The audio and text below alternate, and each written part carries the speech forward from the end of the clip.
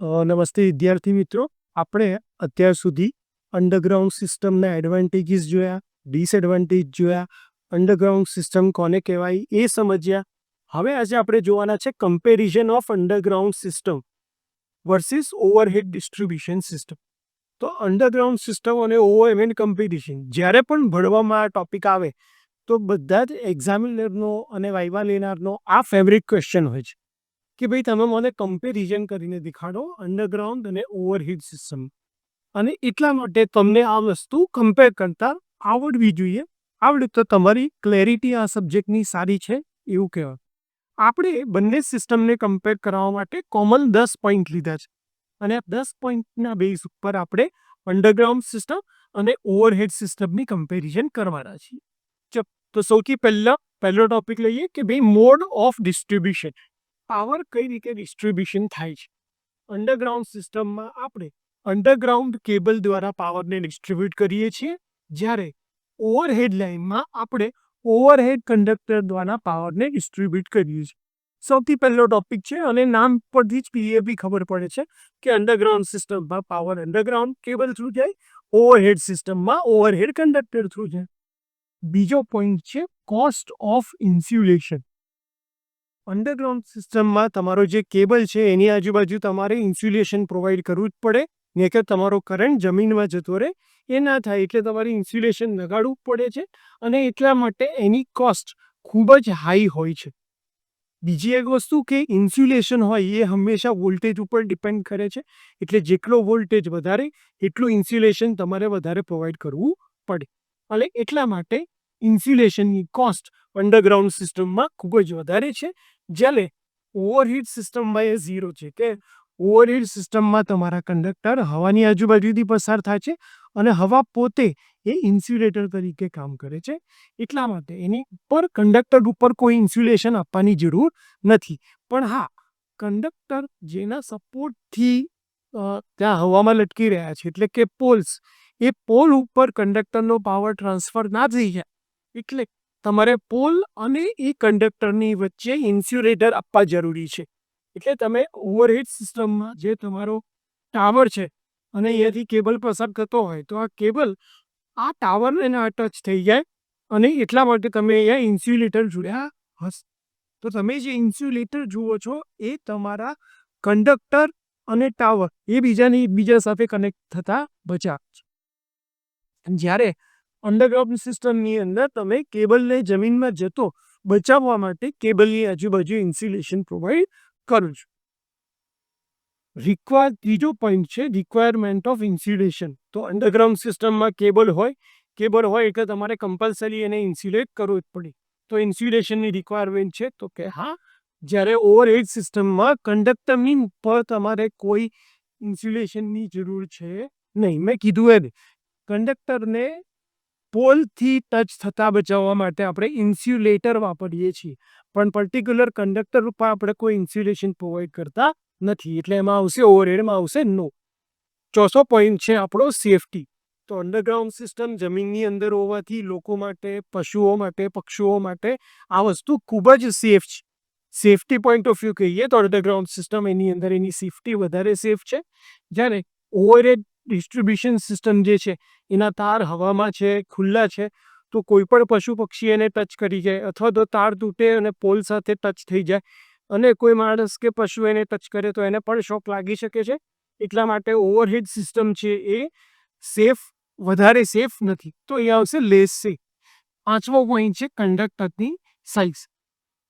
Underground સિસ્ટમમાં ઇન્સ્યુલેશનના કારણે તમારો જે કંડક્ટર છે એની ઓવરઓલ સાઇઝ જે છે એ વધારે છે અંડરગ્રાઉન્ડ સિસ્ટમમાં, જ્યારે ઓવરહેડ સિસ્ટમની અંદર ઇન્સ્યુલેશન ન હોવાને લીધે એકલા કંડક્ટરની સાઇઝ કેવી છે, ખૂબ જ ઓછી.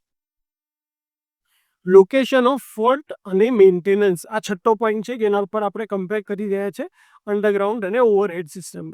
તો ફોલ્ટ ટુ લોકેશન શોધવું અને એનું મેન્ટેનન્સ કરવું એ કેવું છે, ખૂબ જ ડિફિકલ્ટ છે. કયા કેસની અંદર? અંડરગ્રાઉન્ડ સિસ્ટમમાં, કારણ કે ક્યાં ફોલ્ટ થયો છે દેખાતો નથી. જ્યારે ઓવરહેડ સિસ્ટમમાં તમે વિઝ્યુઅલી ઇન્સ્પેક્શન કરીને આંખોથી જોઈને ફોલ્ટ શોધી શકો છો, એટલે ફોલ્ટ શોધવો અને એને મેન્ટેન કરવો ખૂબ જ ઇઝી છે. સાતમો પોઈન્ટ છે ફ્લેક્સિબિલિટી. અંડરગ્રાઉન્ડ સિસ્ટમ છે એ વધારે ફ્લેક્સિબલ નથી. એટલે તમારે એકવાર કનેક્શન કરી દીધું પછી તમારે કનેક્શન આગળથી આપવું છે, થોડે દૂરથી આપવું છે, તો ફરી પાછું બધું ખોદવાનું થાય છે. એ ફ્લેક્સિબલ ના કહેવાય. એની કમ્પેરિઝનમાં ઓવરહેડ સિસ્ટમ એ મોર ફ્લેક્સિબલ છે. કેમ કે તમારે જ્યાંથી પણ ટેપિંગ લેવો હોય, તમને બધી વસ્તુ દેખાય છે, ત્યાંથી તમે આરામથી ટેપિંગ લઈ શકો છો, પાવર આપી શકો છો. એટલે ઓવરહેડ સિસ્ટમ વધારે ફ્લેક્સિબલ છે કમ્પેર ટુ અંડરગ્રાઉન્ડ સિસ્ટમ. 8મો પોઈન્ટ છે વોલ્ટેજ ડ્રોપ. ઓવરહેડ સિસ્ટમમાં વોલ્ટેજ ડ્રોપ વધારે હોય છે, જે અંડરગ્રાઉન્ડની અંદર ઓછો વોલ્ટેજ ડ્રોપ થાય છે.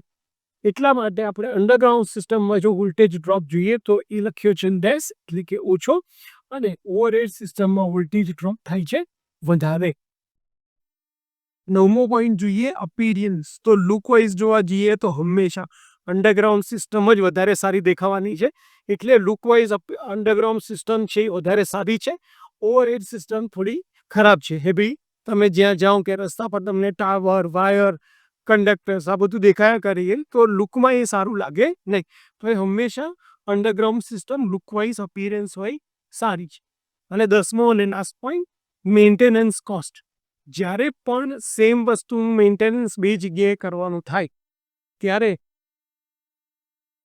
તમારે મેન્ટેનન્સ કોસ્ટની વાત કરીએ તો અંડરગ્રાઉન્ડ સિસ્ટમ જે છે એની અંદર મેન્ટેનન્સ ખૂબ જ ઓછું આવે છે. 1 વર્ષની અંદર ભાગ્યે 6 કે 8 વખત અલગ અલગ આખી સિસ્ટમની વાત કરીએ, આખી સિસ્ટમમાં ભાગ્યે 6 કે 8 ફોલ્ટ આવતા હશે. શેમાં? અંડરગ્રાઉન્ડ સિસ્ટમમાં.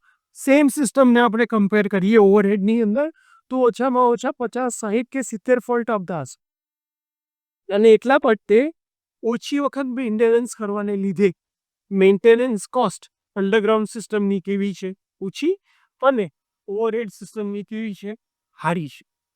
બાકી જો તમે ખરેખર એક જ જગ્યા લો, બંનેમાં એવું ધારી લઈએ કે એક જ ફોલ્ટ થયો છે, તો સેમ ફોલ્ટ માટે એક જ ફોલ્ટ માટે જો ખાલી વાત કરવાની હોય ઇન્ડિવિજ્યુઅલ ફોલ્ટ માટે, તો ઇન્ડિવિજ્યુઅલ ફોલ્ટને રિપેર કરવાનો ટાઈમ અંડરગ્રાઉન્ડમાં વધારે લાગે છે. કારણ કે તમારે જમીન ખોદવાની છે, ફોલ્ટ આઈડેન્ટિફાઈ કરવાનો છે, અને પાછો જોઈન્ટ કરવાનો છે, અને બધા માટે ટાઈમ લાગે છે.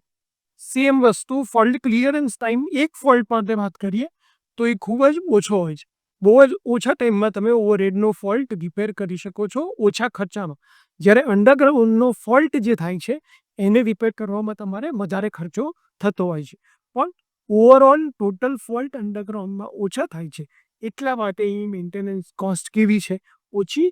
અને ઓવરહેડ સિસ્ટમની વધારે ફોલ્ટ થવાના લીધે કેવી છે?